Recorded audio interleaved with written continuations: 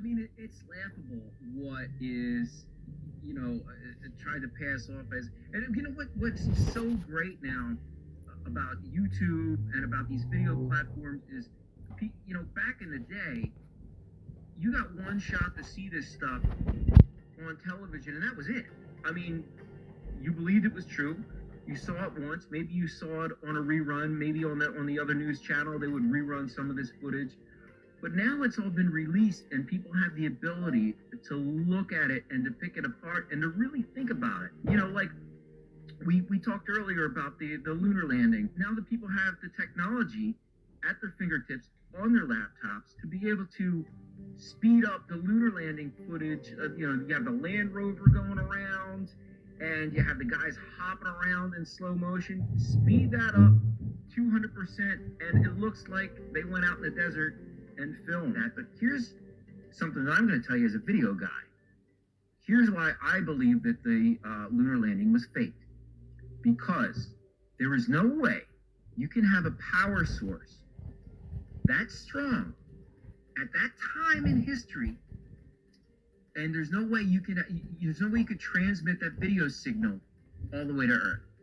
Absolutely 100% not. Let me tell you something. I have just on my, if I have a handheld video camera, and let's say I'm shooting a scene, and the producer wants to see what I'm shooting.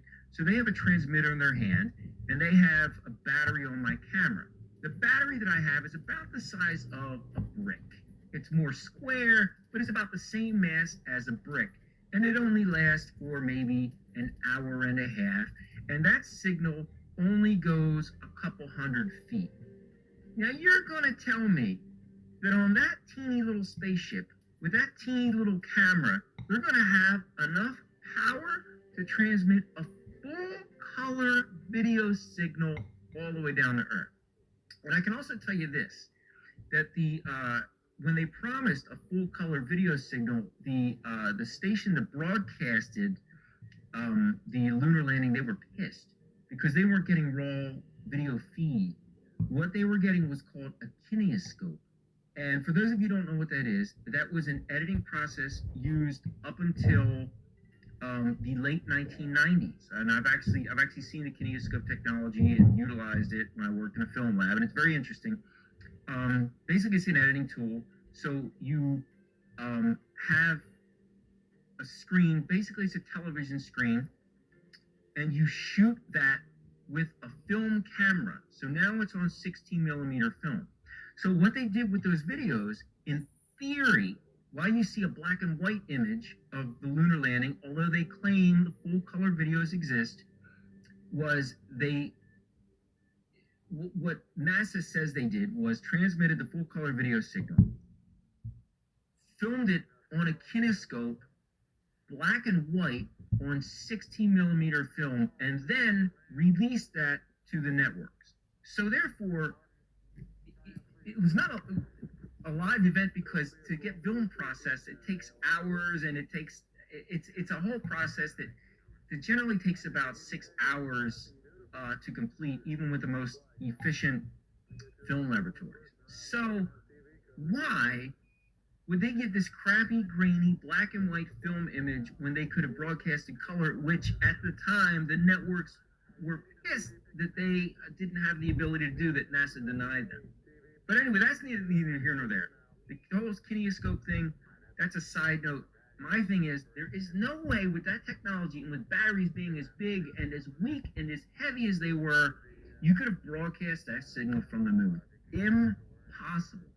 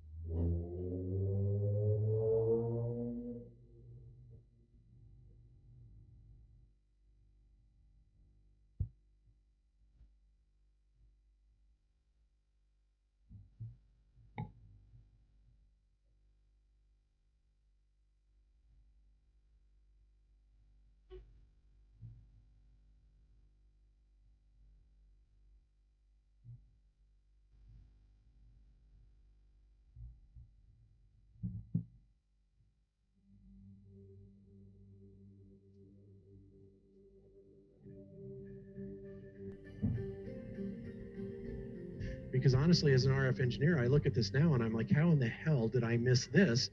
Well, I missed it because of my indoctrinated thinking, just like I missed the impossibility of 60 to 100 mile microwave shots because of an alleged curvature of the Earth. We were making them, but the curvature of the Earth absolutely prohibits that from happening. Something I never thought about, something I guarantee you that no other RF engineer has thought about, or if they have, then they're probably not going to be going to their boss and telling them, hey, we got a problem here, this shouldn't be working, because they'd probably be fired. You know, I'm sure you all understand how that works. All right, so the next thing we're going to do is, because we're not dealing in watts, which we're so used to using in our transmit power, we're going to be converting watts into decibels, okay? Now, you have two basic figures that are used in decibels. You have dBm, which means decibels with reference to 1 milliwatt, which is 1/1000th of a watt. And then you just have simple, just dB, okay, which dB watts, which would be the watts, okay. So basically, if we have 1 dB, there's basically a 30 decibel difference, okay, between dBm and dBw. So if we say 30, goes back to 0. 30 dBm is 0 dBw, okay? And this is gonna get really clear here in just a minute.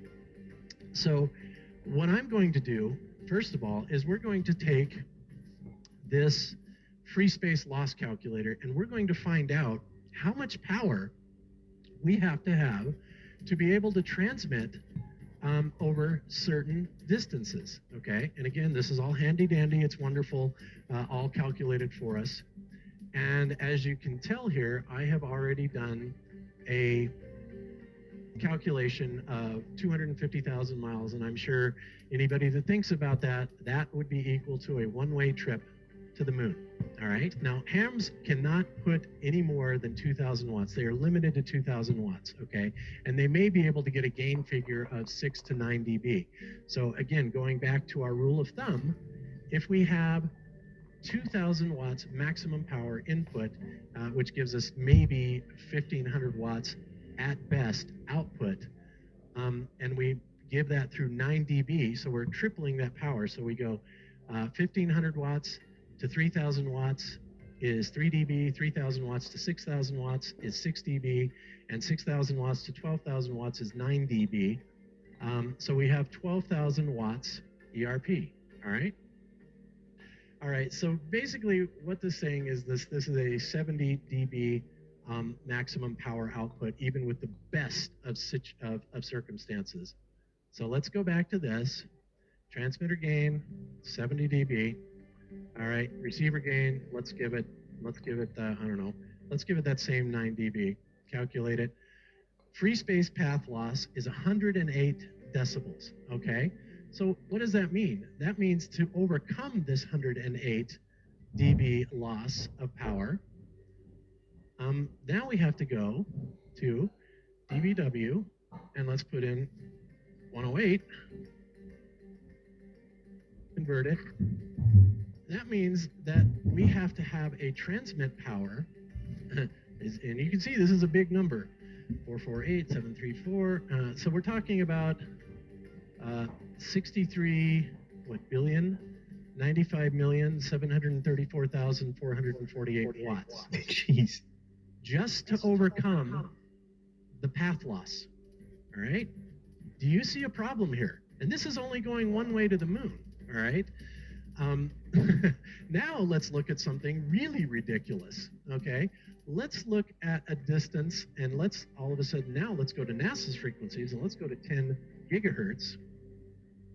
All right, and let's say that they're transmitting, I don't know, and we know the satellites can't put out a whole lot of power because they only have solar arrays on them. So let's say those solar arrays maybe are capable of delivering, let's say, 10,000 watts, which is absurd. You know, we can just apply a little bit of common sense here to this. All right, so transmitter gain, again, let's give them the benefit of the doubt and say that they can run 10 kW. That's going to be 70 dB. All right. So 70 dB. And now let's go to, I don't know, let's go to the sun. All right. The sun, and the reason the sun is not an unreasonable example, because what, Jupiter is a lot further away, right? Stuff like that. So let's just do a shot for the sun. 93 million miles, 10 gigahertz. There's our power. Let's give them the advantage of having a high gain receiver antenna, and let's give them let's give them 20 dB of gain there. All right, calculate. Now we're talking about a free space path loss of 185.9 decibels. Well, let's go back to our decibel converter. So let's go 185 dB, which means that to make the trip to the sun, now we have to have, oh my, this is such a big number, I don't even know what it is, but it's in the petawatts, okay? You're getting the idea here, guys. In other words, there is no freaking way on God's green earth that we can be making transmissions of these distances, given the idea of how much power is on board these satellites. All right? I think, and of course there are other factors. Yes, there are other losses, there are other gains, whatever. But this is a very, trimmed down version to simply show you, even if I'm off by a factor of 1 million or even 1 billion, it's impossible. It is impossible to make these journeys at these distances, okay? This is the point that I've been talking about all these times.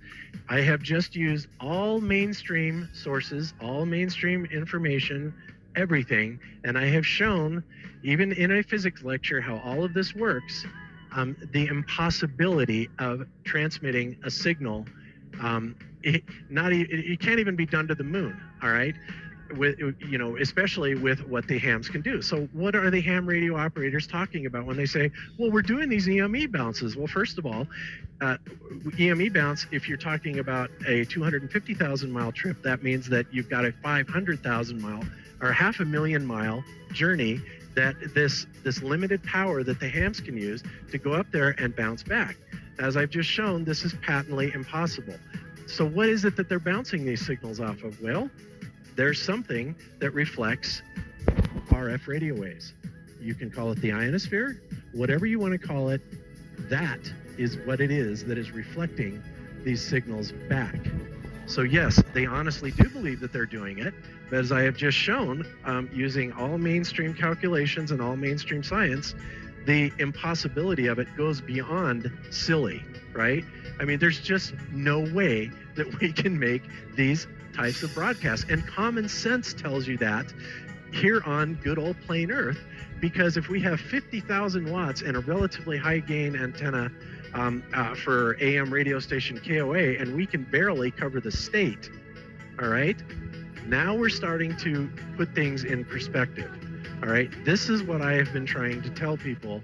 And again, there are several other factors, but believe me, nothing that's going to make 1 million or 1 billion times difference in these calculations. Do the calculations yourself, look up antenna gain factors, and also how far down in the mud or signals can be retrieved from ground noise level.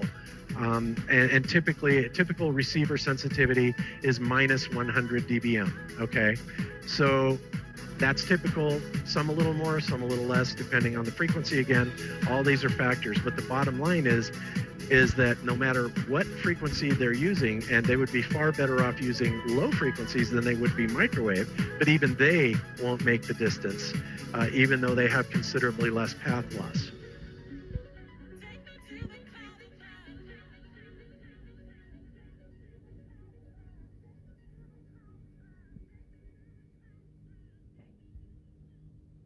I'd go to the moon in a nanosecond. The problem is we don't have the technology to do that anymore. We used to, but we destroyed that technology, and it's a painful process to build it back again.